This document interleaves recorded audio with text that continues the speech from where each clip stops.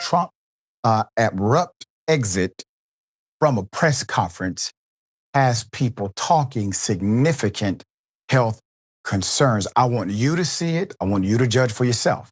Here it is. It's a good feeling. You know, when we first came to office, this country was really in trouble. And now we're rich as hell, and we're doing amazing things, and we really are. We're the hottest country in the world, and I like that. Thank you very much, everybody. Thank you.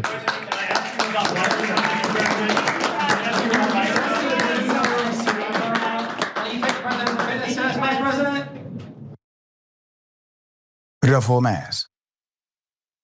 We're going to bring your attention to this recent matter. Trump awkwardly walks away from the press conference. According to Atlanta Black Star, Trump's departure from a recent press conference has ignited a firestorm of speculation about his health, with recent media users dissecting every frame of the video, showing what appeared to be an unsteady exit. The incident occurred July 31st, just moments after Trump announced major White House renovations and fitness initiatives, creating an unsettling, juxtaposition between his administration's public message and the healthy living message that he continues to exude. Joined by JD, Vice President and Health Secretary Robert F. Kennedy Jr., along with sports legends and Lawrence Taylor, Triple H. Trump appeared energetic as he declared his commitment to build, quote, a nation of strong, proud, and unstoppable young Americans. However, the optimistic atmosphere quickly shifted when Instagram influencers posted video footage of Trump's departure, asking their followers, quote, can anybody tell me what's happening to Trump right here at today's press conference?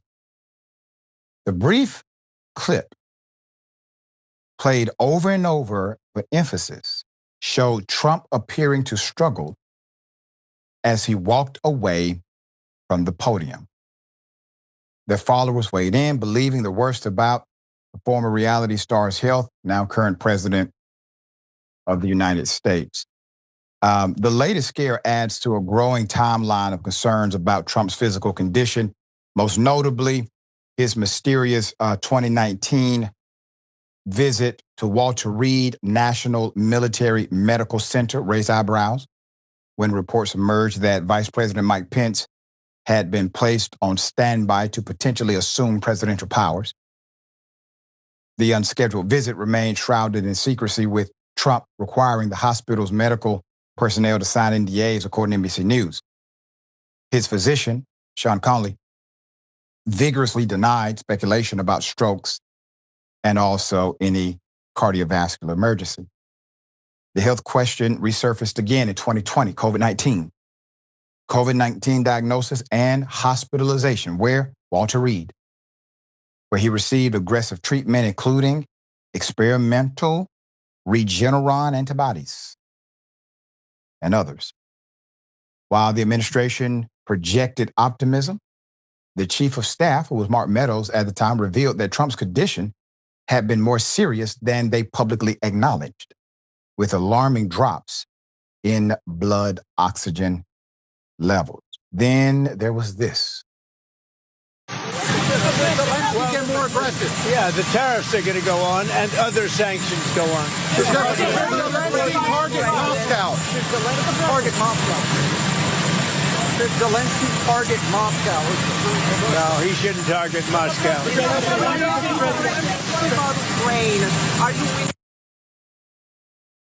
Put it up. More recently, Trump was diagnosed July 2025, according to them, with chronic venous insufficiency, a condition that impacts blood circulation in his legs that can cause swelling and discomfort. White House Press Secretary Leavitt addressed concerns about Trump's noticeably swollen ankles during a recent public appearance, emphasizing that the condition is benign and common among adults over 70. Trump is the oldest president to ever be inaugurated in the office's 289-year history. Continues to make appearances. Ongoing questions persist regarding his physical fitness and ability to meet the rigorous demands of the presidency. Isn't it ironic that with all of these things that have been happening for many, many years connected to Trump and the presidency, that he somehow avoids the Biden narrative that said, maybe you're just too old for the job. Maybe that's it. Or perhaps, maybe some of these really extreme policies, you taking a jet from a foreign nation, maybe these things are signals of cognitive decline. I guarantee you, if Biden would have accepted that plane, either A, cognitive decline would be the narrative, or B, simple corruption, one or the other. But somehow, from these diehard loyalists, known as MAGA, they were willing to forgive the plane. They were willing to forgive some of the other policies dealing with economy, dealing with ultra rich. They don't seem as forgiving with Epstein, but there's something coming for you. There's a flip of the narrative that's underway. Why would you ever believe that Trump somehow is, I don't know, Superman, like he pretends to be on his social media? This is his diet. Donald Trump's campaign diet in 2016 was anything but balanced. The former campaign manager detailed in his book, Let Trump Be Trump, the businessman turned politician routinely ordered, now you got to hear this, a staggering meal from McDonald's, 2 Big Macs, 2 filet of fish sandwiches, and I'm using the word fish loosely here, and a chocolate milkshake. Even though he skipped the bread and fries, the meal still packed at least 1,880 calories, far more than the average adult should consume in a single meal. Now, here's my question. What multi-billionaire do you know who eats a damn filet of fish sandwich from McDonald's because they want to? A Big Mac? Come on. There's more. So a nutritionist have criticized this combination,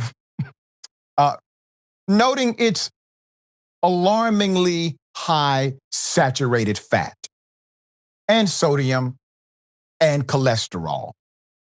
The Filet-O-Fish sandwiches alone contribute nearly 40 grams of fat, while the Big Macs add a hefty dose of processed ingredients and salt, all on top of a sugar-laden milkshake. While Trump may have been seen skipping the bread as a way to lighten the load, the meal remained a nutritional minefield. So interestingly, Trump's fast food preferences weren't just about convenience. They were tied to a deeper concern. His fear of being poisoned reportedly influenced his diet, as he believed fast food offered consistency and safety through standardized preparation.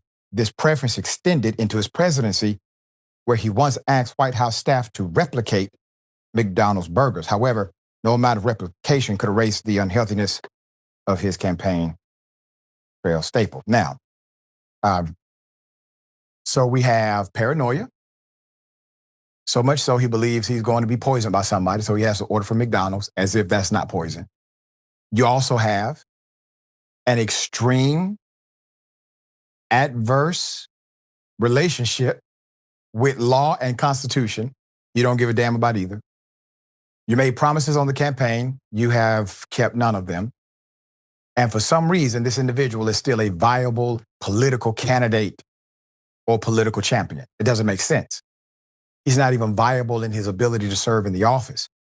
So to MAGA, I appeal to you because while Trump may be in office due to you, you have the opportunity to do something we cherish in this democracy, and that's change your damn mind.